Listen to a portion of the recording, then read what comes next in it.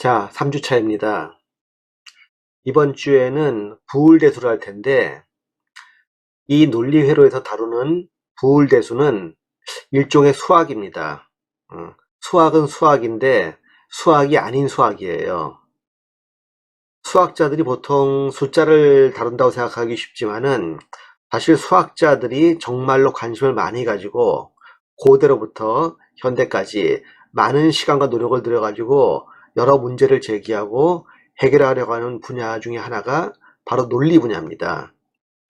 그래서 수학을 전문적으로 다루지 않는 사람의 경우에는 이 논리가 수학이라는 사실을 잘 모르는 사람들이 있는데 엄연히 수학이에요.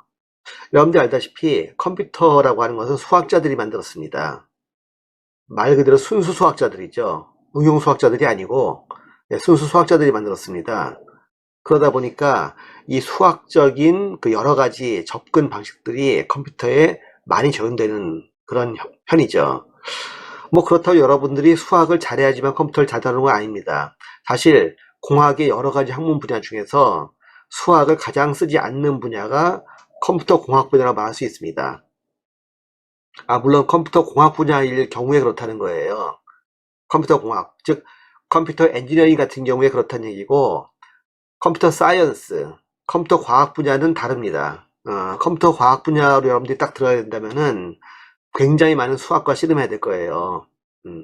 우리는 다행히도 컴퓨터 사이언스가 아니라 컴퓨터 엔지니어링입니다. 그렇기 때문에 여러분들이 좀 수학 실력이 부족하고 뭐 수능 등급이 좀 떨어진다 하더라도 컴퓨터 공학을 못 따라올 정도는 아니에요. 그러니까 한번 이제 지금부터 이 논리를 다루는 그러한 부울대수를 한번 살펴보도록 하겠습니다. 여러분들 충분히 이해할 수 있으니까 걱정 말고 한번 들어보기 바랍니다. 자, 2장 부울대수와 논리 게이트.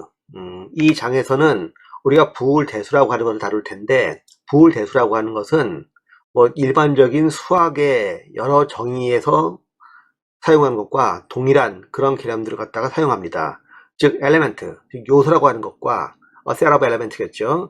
그리고 연산자, 셋 오브 오퍼레이터들을 정의하고, 그리고 이 요소들, 뭐 숫자면 숫자, 아니면 이제 어떤 그 부분집합이면 부분집합, 전체면 전체집합이겠죠. 이런 것들에 대한 연산을 하는 데 있어서 필요로 하는 여러 가지 공리나 아니면 정의들, 뭐 증명이 안 된 정의들, 이런 것들을 갖다가 이제 다 포함해서 얘기를 하는 것이죠. 우리가 부울대수에서 사용되는 것이 절대 특별한 수학은 아니에요. 여러분들이 흔히 사칙연산, 뭐 더하기, 빼기, 곱하기, 나누기, 또는 뭐 교환법칙, 뭐 결합법칙, 뭐 부분집합, 전체집합, 뭐 벤 다이어그램, 이런 것들이 다 적용되는 그러한 일반 수학적인 엘지브라의 한 종류입니다. 그냥 절대 뭐 특이한 그런 수학이 아니니까 여러분들이 한번 천천히 다뤄보도록 하는 게 좋겠죠. 우리가 수학에서 흔히 사용하는 그런 algebraic structure라고 하는 것은 여러 가지가 있습니다. 예를 들면 클로저, 어떠한 그 집합이 set of s가 있으면은 s라고 하는 set, 즉 집합이라고 하는 것이 여러 가지 연산에 대해서 닫혀 있는 하는 겁니다. 연산했을 때 그 연산의 결과가 그 집합 안에 있는 요소에 해당되는 것이냐 하는 것이죠. 또는 뭐 associative law, 우리 흔히 말하는 결합법칙입니다. 또는 commutative law, 교환법칙이죠. 그 다음에 identity element, 항등원입니다. 그다음에 inverse, 역원, 그리고 distributive law, 즉 배분법칙이라고 하는 겁니다. 이게 배분법칙이라고 우리는 옛날에 배웠었는데 요새 뭐 중고등학교에서는 이것을 분배법칙이라고 얘기를 하더라고요. 같은 겁니다. 자, 클로저라고 하는 것은 이 수학의 집합론에서 굉장히 중요한 부분이죠. 어떤 셋 S에 대해서 연산했을 때 그 연산의 결과가 이 셋 안에 있는 요소 중에 하나가 되느냐 하는 것이죠. 만약 그렇다 하게 되면은 그것은 클로저, 즉 닫혀 있다고 얘기합니다. 예를 들면 우리가 이제 어떤 자연수를 가지고 연산한다. 그러면은 자연수는 우리가 고등학교 때 배울 때는 뭐 더하기, 빼기, 곱하기에 대해서 닫혀 있다고 돼 있고, 나눗세벨에서는 열려있다고 했죠. 나눗세벨에서 닫혀있지 않다. 왜냐하면은 자연수에서 자연수를 나눴을 경우에 자연수가 나오는 경우도 있지만은 소수가 나오는 경우도 있죠. 알다시피 예를 들면 이제 3을 5로 나누면은 결과가 자연수가 안 나오잖아요. 0.6이 되잖아요, 이게.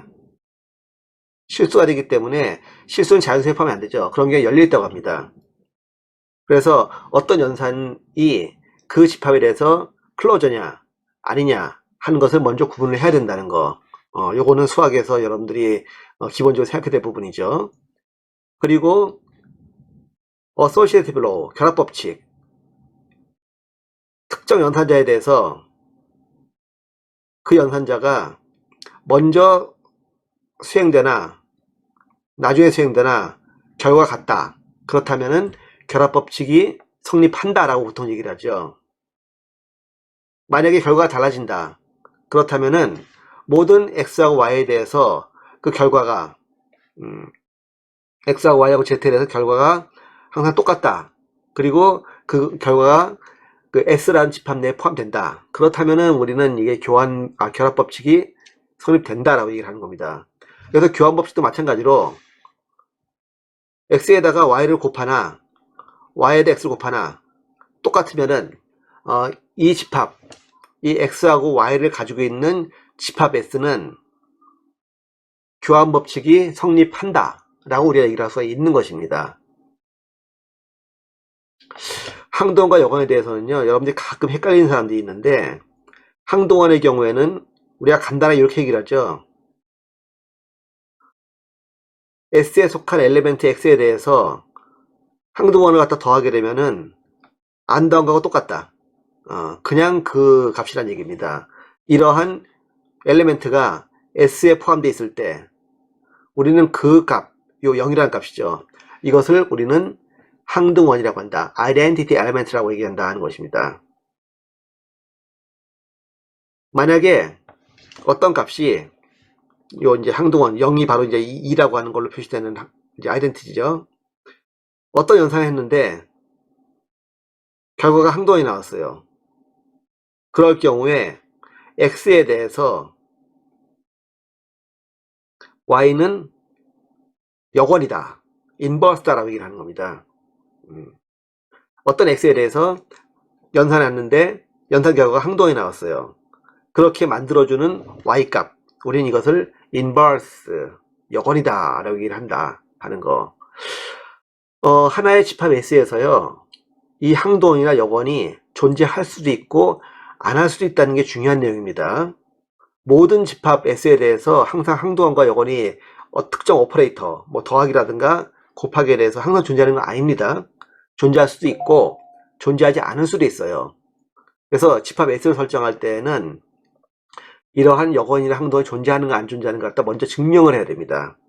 사실 수학자들이 하는 일 중에 상당히 많은 부분이 이 증명인데, 어떤 사실을 우리가 그냥 우기는 건 쉬워요.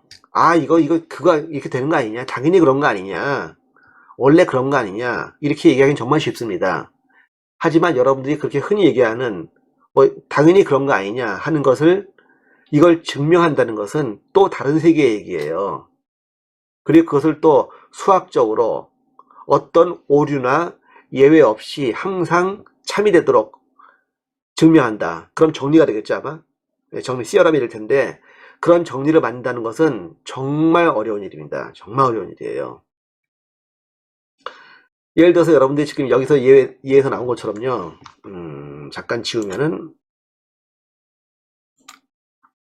여기 예에 나온 것처럼 어떤 S라는 집합에 대해서 이 집합의 엘리멘트 X, Y, Z가 교환법칙이 성립한다 하는 걸 갖다 우리가 증명을 한다 그러게 되면은 그냥 하나씩 숫자 넣어보면 되겠죠. 무한히 많은 수를 넣어보면 될 겁니다. 뭐 아무리 많이 해봐도 성립하는 것 같아요. 그러니까 성립하는 거 아니냐 이렇게 얘기하기 쉽지만은, 이 사실을 여러분들이 개수적인 논리에 의해 가지고 증명하는 거는 칠판으로 여러분 웬만한 강의실엔 칠판 있죠. 그 칠판으로 뭐 거의 한 2번 정도 지우면서 증명을 해야지만 수학적으로 증명이 되는 그런 사실이에요. 사실 수학자들은 예외를 인정 안 하죠. 어떤 사실을 증명할 때는 예외는 절대 있어서 안 됩니다. 99만 9,999개의 사실이 참이라 할지라도 한 개의 사실이 만약에 거짓이다. 그러면 전체가 다 거짓인 거예요. 그게 수학입니다.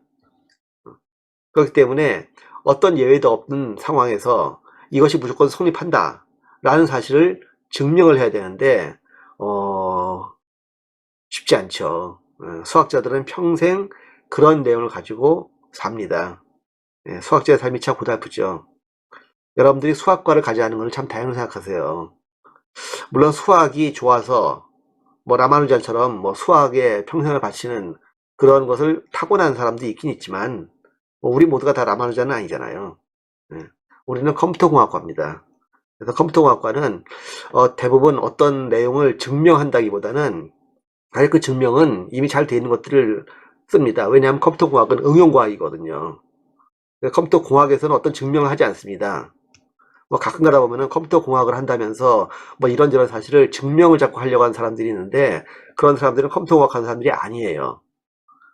우리 컴퓨터 사이언스 하는 사람은 그럼 증명을 맨날 하느냐? 컴퓨터 사이언스도 증명하지 않습니다. 엔간에서는. 엔간에서는 증명하지 않는 정도가 아니고 컴퓨터 사이언스에는 증명이라는 게 필요 없어요. 그런 건 수학자들이 하는 겁니다. 만약에 컴퓨터 사이언스를 한다는 사람 중에서 뭐 어떤 사실을 뭐 엔드 게이트나 오알 게이트나 아니면 무슨 뭐 그래프 시얼이나 아니면 스택 큐에 대해서 자료 구조에 대해서 알고리즘에 대해서 증명하는 사람이 있다. 그 사람 컴퓨터공학 하는 사람 아닙니다. 우리는 응용과학이기 때문에 그러한 정리와 증명된 사실을 활용하고 적용하는 거예요. 바로 다음에 나오겠지만은 우리가 이러한 이제 정리를 갖다가 뭐 교환법칙이 성립하고 결합법칙이 성립하고 항동원 역원을 얘기하는 것은 전부 다 이진수에 대한 논리를 갖다 설명하기 위한 것입니다. 이진수를 타겟으로 쓰려고 하는 거예요. 그렇기 때문에 여기서 이제 이진수에 대해서 교환법칙이 성립한다. 이진수에 대해서 결합법칙이 성립한다. 이진수의 항동원은 뭐다. 이진수의 역원은 뭐다. 이런 것들을 우리가 정확히 아는 것이 중요한 것이죠.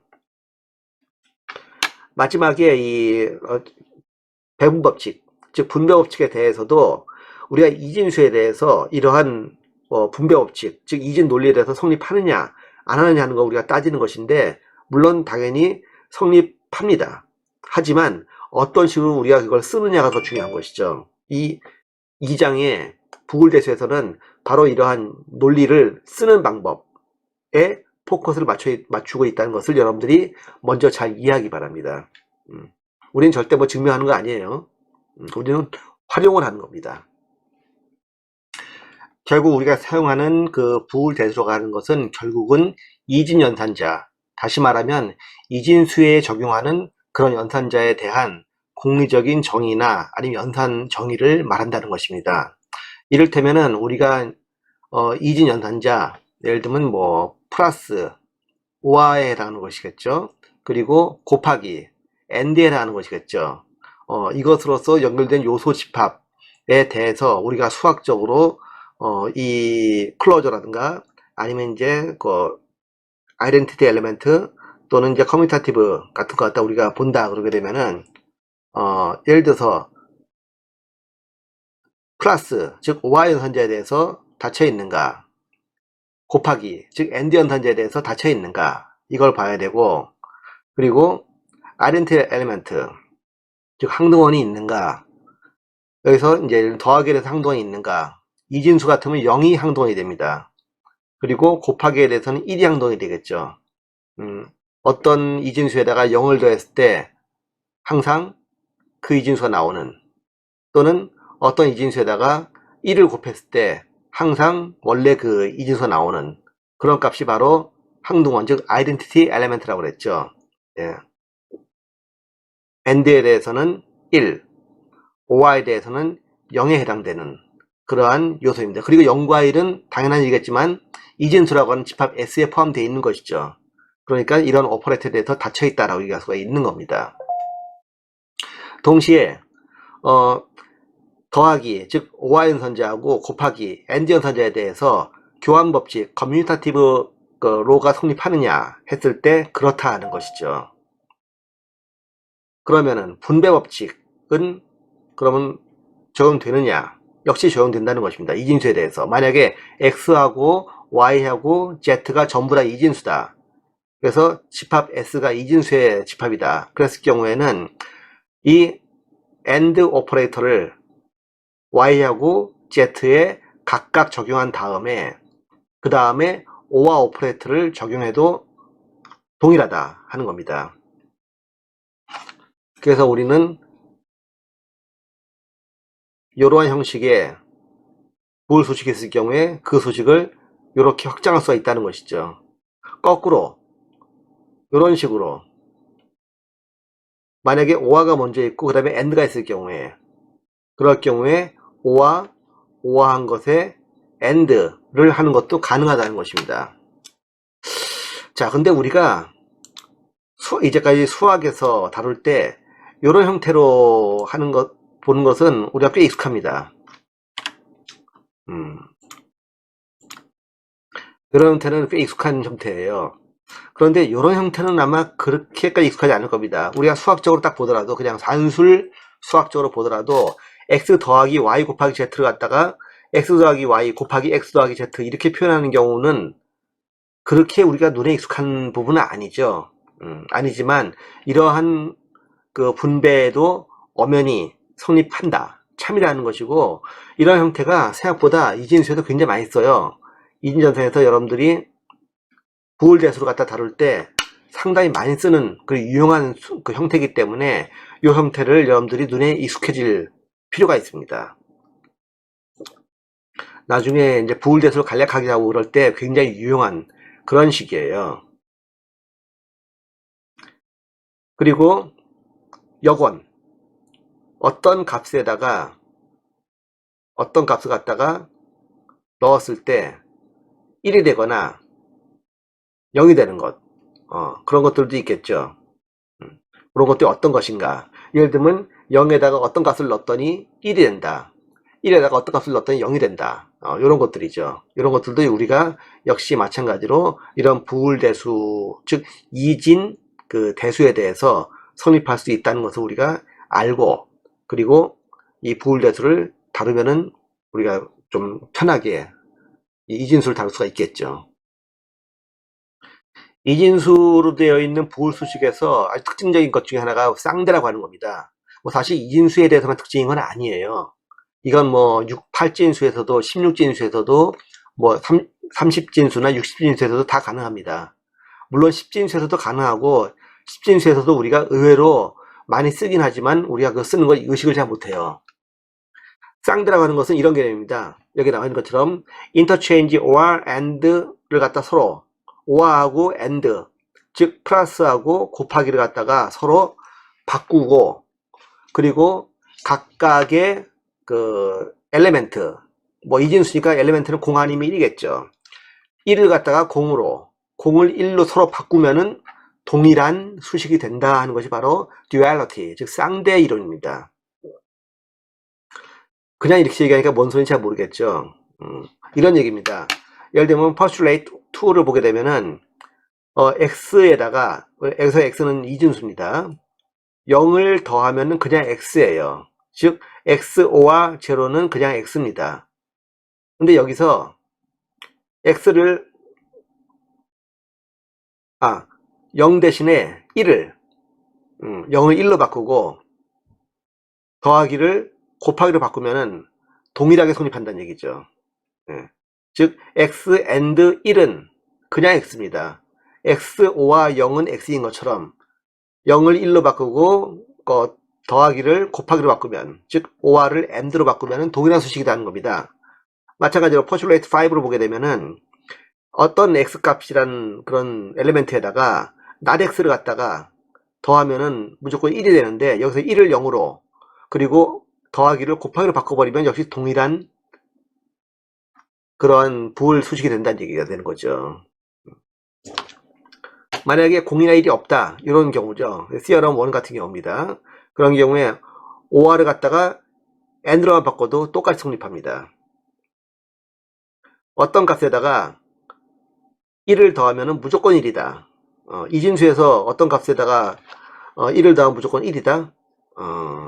그랬을 경우에 만약 그런 수식이 성립한다 라고 가정을 하면은 똑같이 그 x에 대해서 해당하는 x, 여기서 x는 아마 0이 될 겁니다. 0의 경우에 이게 성립하기 때문에 플러스를 곱하기로 1을 0으로 놓으면 역시 마찬가지로 동일한 수식이 된다는 얘기예요. OR을 AND로 바꾼 경우입니다. 역시 마찬가지로 OR을 AND로 바꾼 경우죠. AND를 OR을 AND로 바꾼 겁니다. 대부분 분배 법칙이죠. 요런 분배 법칙 여러분들이 좀 흔하게 봤지만 요런 분배 법칙은 여러분들이 흔하게 보는 게 아니라고 그랬죠. 잘 봐주세요. 어쨌든 요렇게 오퍼레이터를 서로 반대로 하고 그리고 수식에 있는 0하고 1을 서로 바꿨을 경우에 그것은 서로 동일하게 성립되는 같은 수식이라는 겁니다. 이런 수식을 우리는 쌍대라고 한다는 거죠. 쌍대. 이 듀얼리티도 많이 사용되는 그러한 이제 성질이니까 여러분이 잘 알아두면 굉장히 유용할 겁니다. 특히 3장에서 부울 수식, 리터럴 조작해 가지고 뭐 부울 수식을 바꾸고 간략하게 하고 이런 경우에 굉장히 유용합니다. 어떻게 유용한지는 지금 말로 설명하기는 좀 애매하죠. 이건 3장에서 여러분들 직접 보면은 이런 게 정말 꼭 필요하고 굉장히 수식을 간단하게 만들 수 있는 유용한 것이구나 하는 걸 이제 깨닫게 될 겁니다. 우리가 이런 쌍대를 사용하는 그런 전형적인 경우가 바로 드모랄 법칙이에요. 이 드모랄 법칙의 경우에 우리 잘 알고 있죠. x, o와 y의 낫은 not x하고 not y의 and다. 즉 오퍼레이터 o가 and로 바뀌고 각각의 엘리멘트는 not으로 바뀌었습니다. 마찬가지로 and로 되어 있는 것의 전체 not은 각각의 not의 o하다 하는 것이죠. 이거 드모랄 법칙인데 이것도 전형적인 쌍대의 경우입니다. 자, 그리고 오퍼레이터를 여러 개를 적용할 경우에는 예를 들면 여기 있는 것처럼 and, or 또는 이제 or와 and, or 이런 오퍼레이터가 여러 개 있을 경우에 오퍼레이터가 적용되는 순서, 우선권이라고 그러죠. 우선순위는 일반 수학하고 똑같습니다. parenthesis, 즉 괄호가 제일 먼저 적용되고 그리고 not, 요 땡 있죠. 땡이라고 그러기도 하고 not이라고 그러기도 하고 이제 어퍼스토피라고 그러긴 하는데 not이 그 다음으로 우선순위가 높은 것이고 그 다음이 and, 즉 곱하기죠. 그 다음이 or, 더하기 순으로 연산 우선순위가 정해집니다. 그러니까 여러분들이 연산자가 여러 개 있을 경우에 뭐 아무렇게나 막 하는 게 아니라는 거는 이미 잘 알고 있겠죠. 이진수를 사용하는 그런 부울대수도 똑같다는 겁니다. 괄호가 제일 먼저, 그 다음에 not. 수학에서는 이제 빼기라고, 즉 마이너스 음수라고 하는 것이 우선순위가 괄호 다음으로 높죠. 똑같이 not이 그 다음 우선순위고 그 다음이 곱하기 and, 그 다음이 더하기 or가 되는 겁니다. 이거는 일반 대수 수학하고 동일하다. 그렇기 때문에 이제 Theorem 5 같은 경우에도 x, o와 y가 있지만은 괄호가 제일 먼저 적용되고 거기에 대해서 not이 그 다음에 적용돼서 연산자가 수행된다 하는 거. 그게 바로 이 오퍼레이터 프리시던스에 의해 가지고 정해지는 룰입니다. 여러분들이 뭐 설마 이런 그 오퍼레이터 프리시던스를 갖다 틀릴 일은 없을 것 같습니다. 틀릴 일은 없겠지만은 신경 안 쓰면 가끔 가다가 여러분들 헷갈릴 수가 있어요. 사소한 데서 틀리는 경우가 있습니다. 사소한 데서 틀리게 되면은 수학에서야 뭐 우리가 이제 종이하고 연필 가지고 하는 그런 산수에서야 뭐 그냥 지우개로 지우고 뭐 다시 연산하면 되겠지만 부울대수를 사용해서 논리를 회로를 만들고 그것으로 반도체 회로를 만들어서 칩을 만들어 가지고 여러 가지 CPU나 전자 회로를 만드는 이런 입장에서 봤을 때는 이 사소한 논리가 하나가 딱 틀려버리게 되면요, 회로 자체가 다 틀려지는데 그걸 수정하려면 그냥 지우개 지운다 되는 게 아니에요. 칩 생산한 거 그거 잘못 만든 거죠. 그거 다 폐기 처분해야 되고 새로 설계해가지고 다시 반도체 공정 돌려야 되고, 나중에 한번 설명하겠습니다만은, 그 전자회로, IC 회로 뭐 CPU나 이런 반도체 칩 같은 거 설계 삐끗 잘못하면요, 적게는 수억 원에서 많게는 수백억 원을 그냥 순간적으로 날리게 됩니다. 예, 그런 실수하게 되면은, 그렇게 돈을 날리게 되면은, 글쎄요, 과연 그 사람 목이 무사할지 모르겠네요. 음, 논리회로에서는, 그 논리식에서는, 부울대수에서는 아주 사소한 공과 일의 관계만 다루면 될 것 같지만은, 그 결과는 무자비합니다. 원래 공학이란 게 그렇죠. 자연과학과는 달리 공학은 틀리면은 그 순간 돈이에요, 무조건 다. 자연과학에서는 틀려도 뭐 그럴 수도 있지. 내지는 그런 접근 방법이 잘못될 수도 있지 라고 관용을 베푸는 경우가 굉장히 많은데, 공학에서는 관용이 없습니다. 틀리면 곧 돈이에요. 물론 잘해도 돈이죠. 돈을 많이 버는 거겠죠, 잘하면은. 하지만 공학에서는 틀리면은 많은 돈이 날아가는 겁니다. 여러분 목이 날아갈 수도 있고 조심해야 됩니다. CRM 6 같은 경우는 흡수정리라고 합니다. 압소션이라고 그러는데, 흡수정리. 이것도 역시 마찬가지로 요 2장 후반부하고 3장에서 이 부울대수를 정리할 때 굉장히 유용한 법칙이에요. 대수가 긴 그런 이제 대수가 간단한 대수로 줄어듭니다. 예를 들면 x와 x and y. 그러면은 y가 난대수 없어집니다. x만 남아요. 예, 요런 아주 특이한 성질을 가지고 있습니다. 거꾸로 해봐도, 쌍대로 해봐도 x and x와 y, 이런 수식이 y는 없어지고 x만 남아요. 그 y가 x에 흡수돼 버리는 거죠. 이런 경우를 우리가 흡수정리라고 그러는데, 그러면은 언뜻 보면 하나의 항이 그냥 확 없어지는 거잖아요. 이런 거는 굉장히 유용하고 좋은 그러한 정리입니다. 근데 여러분들이 앞으로 다룰 부울대수에서 이런 것들을 눈으로 볼 줄 알아야 돼요. 눈에 보여야 됩니다. 눈에 보여야지 뭐 흡수 정리를 적용하든지 말든지 하는 거죠. 마찬가지로 이런 식으로 되어 있는 수식도 여러분들이 이렇게 한눈에 볼 수가 있어야 됩니다. 그래야지만 뭐 이런 정리를 쓸 수가 있는 것이죠. 이런 정리가 그냥 있다만 생각하고 넘어가면 안 됩니다. 이게 눈에 보여서 실제로 여러분들이 뭐 무슨 설계를 하거나 제작을 하거나 하다못해 중간고사, 기말고사를 볼 때 이런 게 보여야지만 간단하게 빨리빨리 문제를 풀고 결과를 정확히 낼 수가 있는 거예요. 그냥 이런 종류가 있구나 라고만 넘어가게 되면은 아무 쓸데가 없습니다. 지금 이제 듀얼리티를 설명하면서 여러 가지 이 부울대수의 그런 이제 쌍대적인 성질을 설명했는데, 뭐 예를 들면 이제 교환 법칙이라든가 결합 법칙이라든가 아니면 이제 이런 뭐 분배 법칙, 드모난 법칙, 흡수 정리, 이런 것들 여러분들이 그냥 외울 게 아니고 뭐 계속 반복해서 자꾸 여러분들 듣기 귀찮게 자꾸 얘기를 하지만은, 그냥 보는 게 아니라 이런 것을 여러분들이 눈에 익혀가지고 실제로 수식을 사용할 때 써야 돼요. 예. 그래야지만 실제 사용 가능한 지식이다 하는 겁니다. 공학에서는 실제로 사용하지 않는 지식은 쓸데없는 지식이에요. 필요 없는 지식입니다. 공학은 상식도 많이 필요하지만 정말 지식이 필요해요. 사용 가능한 지식을 많이 쌓아두기 바랍니다. 자, 그러면 우리가 부울함수를 게이트로 나타내는 그런 경우를 한번 미리 보도록 하겠습니다.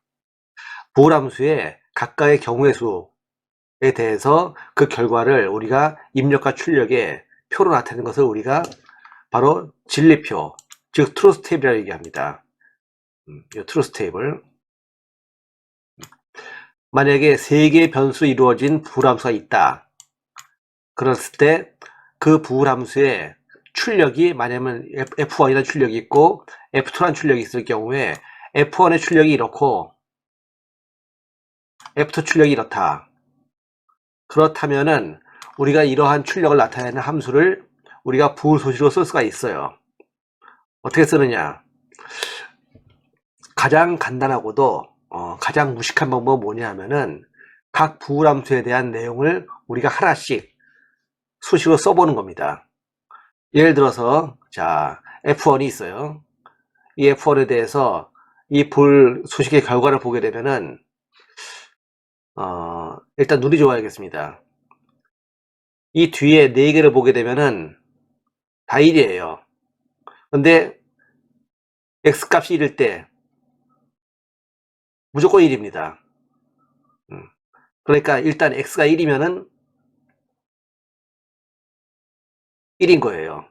출력이 나오는 거죠. 또 그럼 남은 F1 값은 뭐죠? 요거죠. 요거 하나 남았죠. 이건 어떨 때 F1 값이 1이 되는 거예요. X가 0이고 Y가 0이고 Z는 1일 때 F1이 1이 됩니다. 그러므로 이 경우는 뭐예요, 결국은? Y가 낮이고 Z가 1인 경우죠. 즉 Y가 0이고 Z가 1인 경우입니다. 그런 경우에 바로 F1이 1이 되는 경우죠. 그래서 이 앞에 물론 이것도 있어야겠죠. X도 낮이고 그리고 Y도 낮이고 Z는 1인 경우. 근데 여기서 RX가 생각됐죠. 왜 그러냐면은 X가 1일 때 무조건 1이고 그럼 이 경우는 무조건 X가 낮인 경우이기 때문에 그렇습니다. 그래서 우리가 X 플러스 Y, not Y and Z로 표현할 수가 있는 것이죠. F2의 경우도 마찬가지입니다. 자, F2의 경우에 어떤 경우에 F2가 1이 되느냐? 자, X는 0이고, 즉, not X, Y는 0, 즉, not Y, 그리고 Z는 1, 그냥 Z인 경우입니다. 그래서 not X, not Y, Z, 이런 경우, 또는 어떤 경우가, 이런 경우, 또는 이런 경우, 또는 이런 경우죠. 요 경우는 어떤 경우예요? 요 경우는 X가 not이고, Y하고 Z가 둘 다 not이 아닌 경우입니다. 그런 경우가 바로 이 경우가 되겠죠. 요 경우는 X가 1이죠, 무조건. 그리고 Y는 0이죠. 즉, X는 1이고, Y는 0, not Y인 경우입니다. Z는 0이거나 1이거나, 0인 경우도 있고 1인 경우도 있죠. 둘 다 1이죠. 그러므로 요 경우는, 말하자면, 요 경우는 요게 해당되는 겁니다. 요 경우는 요게 해당되는 거죠. 요 경우는 여기에 해당되는 겁니다. 자, 결국 부호함수란 게 뭐예요? 부호함수란 거는 X하고 Y하고 Z를 입력을 넣었을 때 결과값이 1이 되는 경우가 뭐냐 하는 것이 바로 부호함수의 결과예요. 그런 경우가 이런 경우 이럴 때, 즉 이럴 때 또는 이렇게 됐을 때 또는 이렇게 됐을 때 이렇게 됐을 때 다시 말하면 요 경우 O와 요 경우 O와 요 경우 O와 요 경우란 얘기입니다. 요 네 가지 경우가 바로 F2가 참이 되는 경우라는 것이죠. 그래서 그 F2를 나타내는 수식이 바로 이렇게 되는 겁니다. 요거는 두 경우가 합쳐져 가지고 이제 간략화됐죠. 그럼 우리가 앞에서 부호함수의 여러 가지 공리와 정리를 봤습니다. 그랬을 때 not Z가 요 두 항에 다 있죠. 다 있으니까 not Z를 묶어요. 묶으면은 Y하고 not Y가 남죠. Y하고 not Y를 합치면 결국 뭐예요? 1이죠. 이건 1. 이건 1입니다. 이거 자체가 1이 돼버리기 때문에 그냥 없어지는 거예요. 그래서 not Z, O와 X not Y 이렇게 남는 것이죠. 이것을 우리가 게이트로 나타낸다. 그렇게 되면은 이런 식으로 되겠죠. F1 같은 경우에는 X 입력이 그냥 들어가요. 어디에? OR에 들어갑니다. 여기서 X가 요 입력이 되는 것이고 플러스는 OR 게이트가 되는 거죠. 그 다음에 y에는 낫이 붙어야 되고, 그래서 y에 낫이 붙었어요. 이게 나다이가 되겠죠. 이게 not y. 그 다음에 z는 그대로 들어갑니다. 어디에? not y 하고 and z니까 and get 들어가겠죠. 그래서 그 출력이 오화 게이트 입력이 돼가지고 최종적으로 F1이 나오게 되는 겁니다. F2도 마찬가지예요. F2도 만약에 이 수식을 그대로 우리가 만약에 AND, OR, NOT 게이트로 표현한다면은 not X, not Y, 예, X에 not X, 그리고 Y에 not Y, 그리고 Z, 이 세 개가 합쳐져 가지고 not X, 이해하지 못했습니다.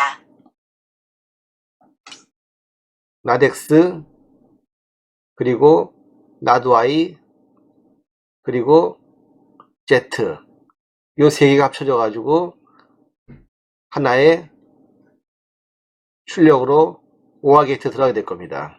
예, OR 게이트 들어가는 거죠. 그 다음에 not X, 또 하나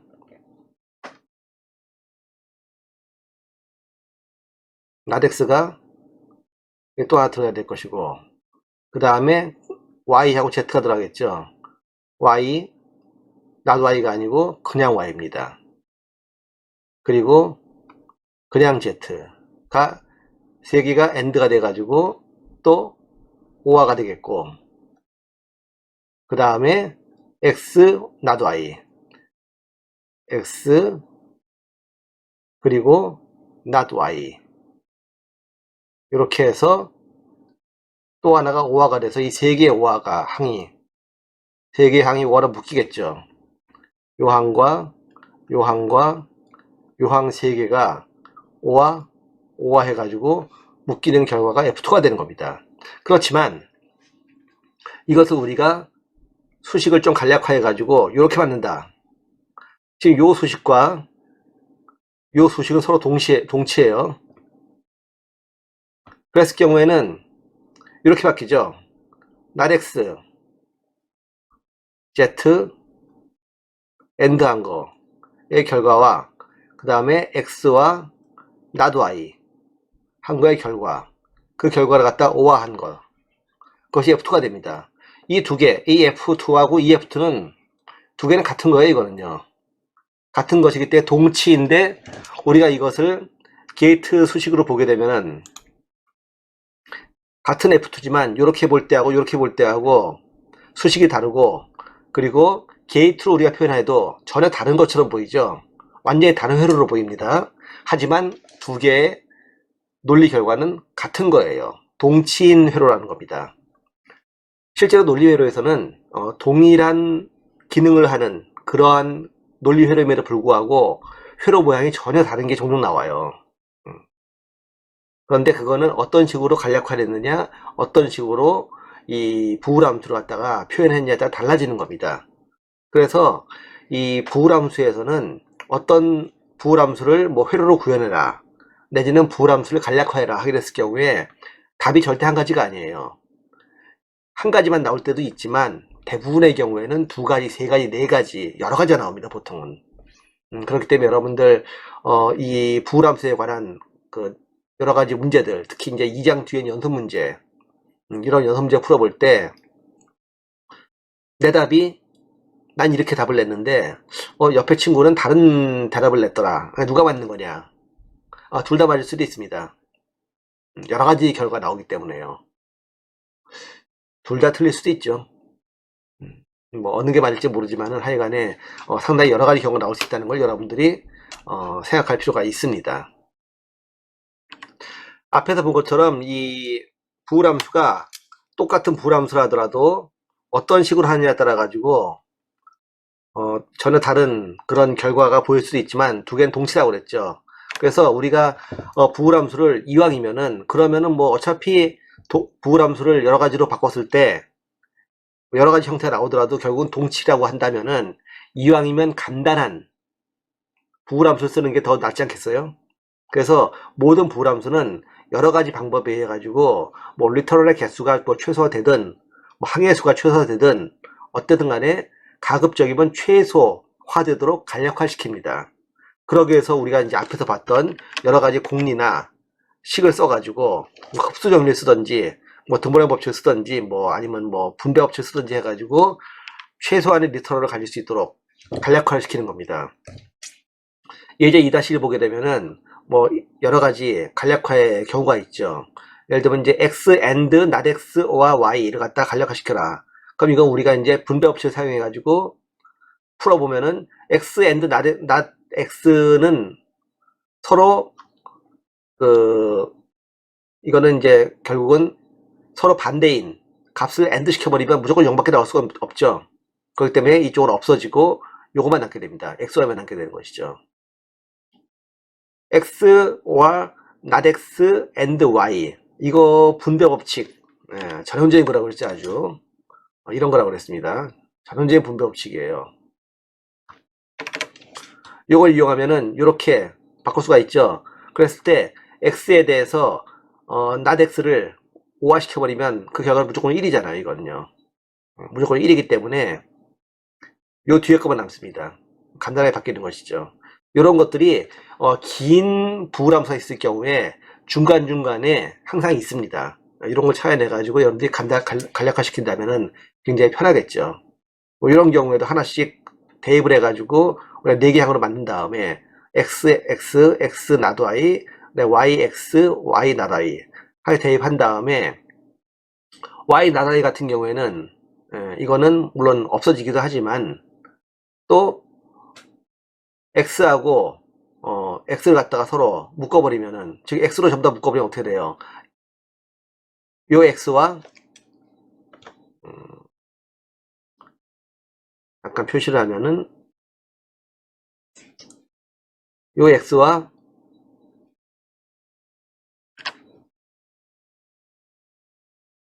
왜 안 나오지?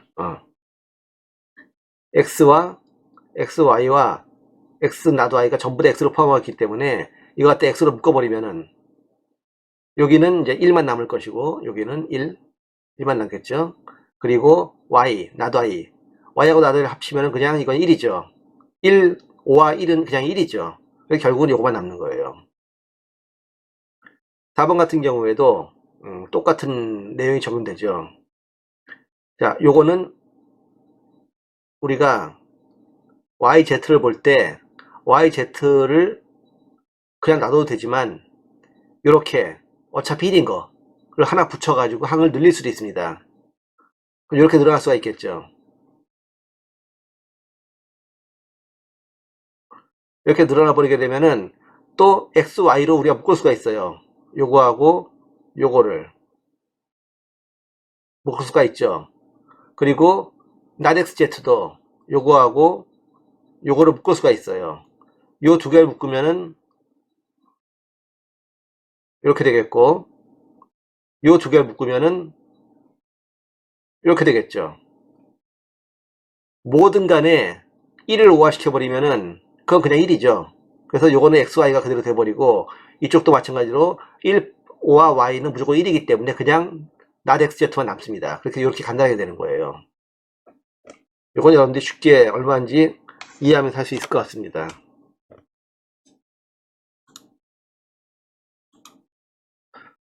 뭐 5번 같은 경우는 이제 간단하게 우리가 쌍대 법칙을 이용하면 되죠. 그냥 이거는 여러분들 한눈에 알 수 있을 것 같습니다. 각각을 우리가 그대로 적용하는 그런 형태를 쓸 수가 있겠죠. 쌍대 법칙을 앞에서 우리가 이렇게 활용할 수 있겠습니다. 보수를 표현하는 한 예도 여기 나와 있는데 뭐 이게 굳이 예제로 나와 있어야 될지 모르겠습니다만은 이렇게 이제 3개의 항이 있을 경우 이거 갖다 전체를 나타내려면은 우리가 보통 나타하게 된 드모레 법칙을 썼을 경우에 드모레 법칙은 2개 항을 가지고서는 쓰는 경우가 많죠. 3개의 항을 가지고 드모레 법칙을 갖다 쓰고 싶다. 그렇다면은 B하고 C를 묶어가지고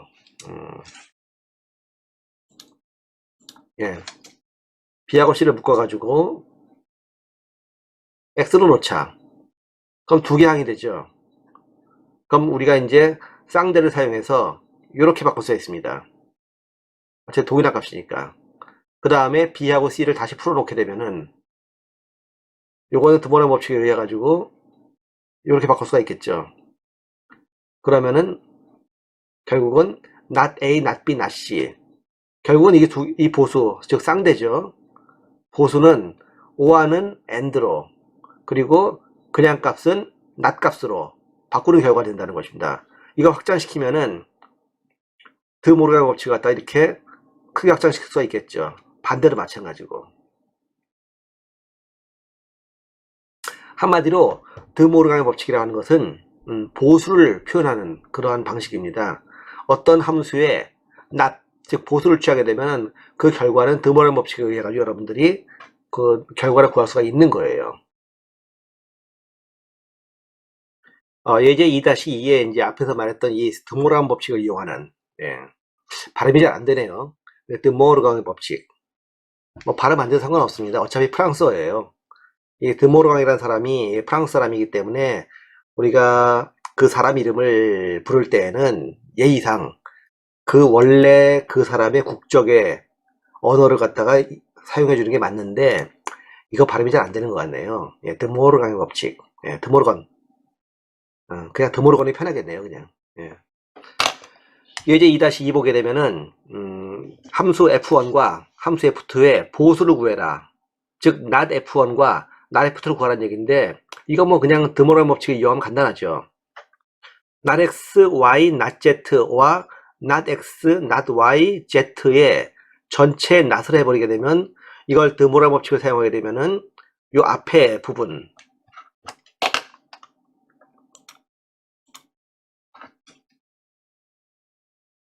요 앞부분을 not하고 뒷부분도 not하고 그 다음에 오하니까 이걸 and로 바꿔준다는 겁니다. 그래서 이런 결과가 되겠죠. 이걸 다시 또 드모르간 법칙을 사용해서 드모르간 법칙이 적용되는 and를 오하로 그리고 not을 안 not으로 바꿔주게 되면은 이렇게 펼칠 수가 있겠죠. 뒤의 항도 마찬가지로 드모르간 정리를 이용하게 되면은 not x를 x로, not y를 y로, z를 not z로 바꾸고 and를 각각 오와 오하로 바꿔준다는 겁니다.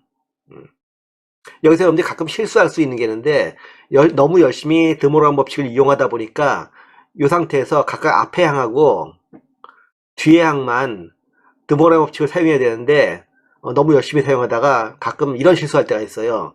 이 사이에다가 이렇게 오하를 넣는 수가 있습니다. 그거 아니에요. 각각 앞에 항과 뒤에 항에 대한 not이기 때문에 그 항만 드모르간의 법칙을 이용해서 바꾸는 겁니다. 이거 실수 잘하니까 여러분들 조심하기 바랍니다. F2의 경우에도 이 전체를 갖다가 not을 시켜버리게 되면은 드모르간의 법칙에 의해서 앞에 거 not, 그 다음에 and니까 이걸 오하로 바꾸고 뒤에 거에 not. 역시 뒤에 거를 갖다가 드모르간 법칙을 사용해서 바꾸게 되면은 앞에 거 전체 not, and 뒤에 거에 not 하게 되면은 요 부분은 다시 또 드모르간 법칙을 사용해서 y 플러스 z가 될 것이고 뒤에 부분은 not y 플러스 z 프라임 not이 될 겁니다. 이렇게 간단하게 우리가 또 바꿀 수가 있겠죠. 예제 2-3 같은 경우에 보게 되면요. 2-2 함수 F1, F2에 대해서 각 그 함수의 쌍대를 취하라고 해요. 쌍대를 취하면 뭐겠어요? 결국은 요거의 쌍대라는 게 결국 드모르간 법칙의 그 응용이기 때문에 오하는 and로 바뀌고 그 다음에 여기서 마찬가지로 and가 있죠. 여기도 and가 있죠. 요것은 오하로 바뀌고 풀어주면 쌍대가 되겠죠. 그리고 그것의 보수를 취한다면은 그게 바로 F1의 보수가 되겠죠. 즉 not x를 x로, y를 not y로, z를 z로 이렇게 바꿔주게 되면은 그럼 그것이 바로 F1의 역함수, 이거와 동일한 함수가 될 겁니다. 그러니까 어떻게 보면 쌍대하고 드모르간 법칙은요, 요 리터럴을 갖다가 보수하느냐 안 하느냐의 차이입니다. 그것만 차이가 있지 두 개는 사실 거의 같다고 볼 수 있어요. 쌍대와 드보랄 법칙, 같은 것이라고 볼 수 있다 하는 겁니다.